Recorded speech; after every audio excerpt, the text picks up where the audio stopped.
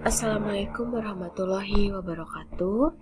Setelah pada pertemuan sebelumnya, kalian sudah bisa menggambar diagram pencar atau diagram scatter data bivariat, baik itu menggunakan cara manual maupun dengan Microsoft Excel, serta dapat menginterpretasikan diagram pencar atau diagram scatter data bivariat tersebut. Maka pertemuan kali ini tujuan pembelajarannya adalah kalian dapat menentukan arah dan bentuk tren data bivariat dari diagram pencar atau diagram scatter tersebut. Materi pembelajarannya ada di buku siswa.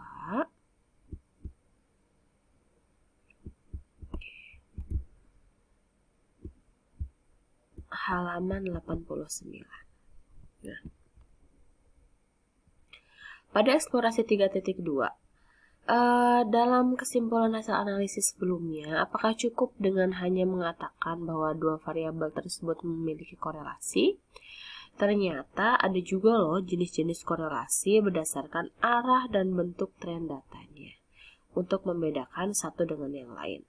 Misalkan dalam permasalahan rata-rata waktu dan banyak subscriber pada permasalahan sebelumnya, diperolehkan bahwa mereka mempunyai korelasi yang positif, yang artinya adalah semakin meningkat rata-rata waktu, maka semakin meningkat juga banyak subscriber. Dan bentuk tren data mereka adalah linear, karena pola tren data menyerupai garis lurus.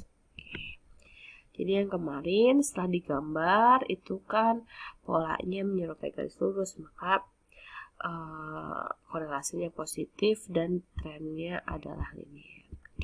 Ada berbagai jenis diagram korelasi berikut ya.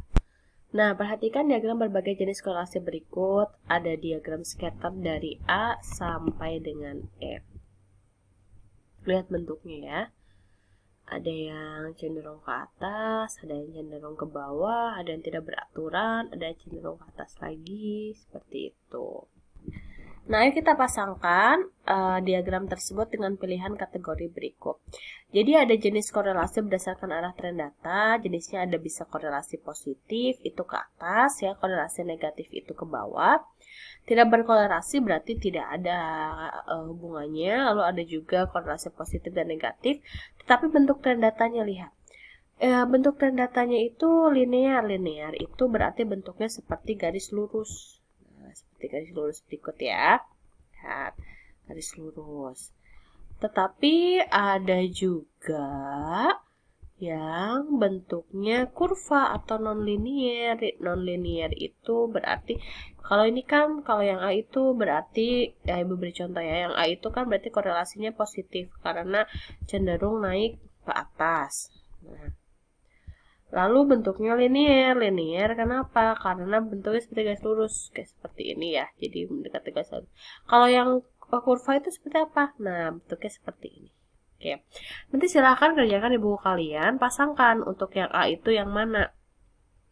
B, C, dan E yang mana? Ini pasangannya ya. Nah, seperti itu. Dan juga ada interpretasi datanya ya. Terus yang kedua, jika ada kategori yang tidak dapat dipasangkan, misalkan dari yang tadi A, B, C, D, E itu ada yang tidak bisa dipasangkan ke yang ada di tabel, silahkan kalian buat sketsanya secara acak aja, secara data jadi gambar seperti ini saja, tapi buat bentuk korelasinya gambarnya ke arah mana, seperti itu ya. Nah, seperti itu. Lalu berdasarkan hasil eksplorasi 3.2 berarti ada jenis korelasi ya berdasarkan arah tren data. Jadi berdasarkan arahnya ada 3, ada korelasi positif, korelasi negatif, dan tidak berkorelasi. Sedangkan berdasarkan bentuknya, nah bentuknya itu bisa linear dan kurva atau non-linear, serta masing-masing interpretasi datanya.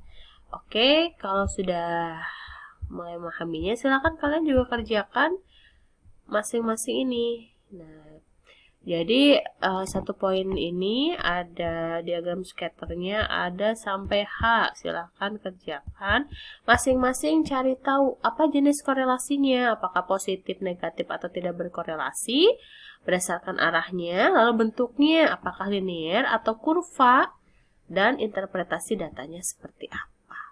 Oke, mudah-mudahan dapat dipahami. Silakan kalian kerjakan tugasnya. Terima kasih. Wassalamualaikum warahmatullahi wabarakatuh.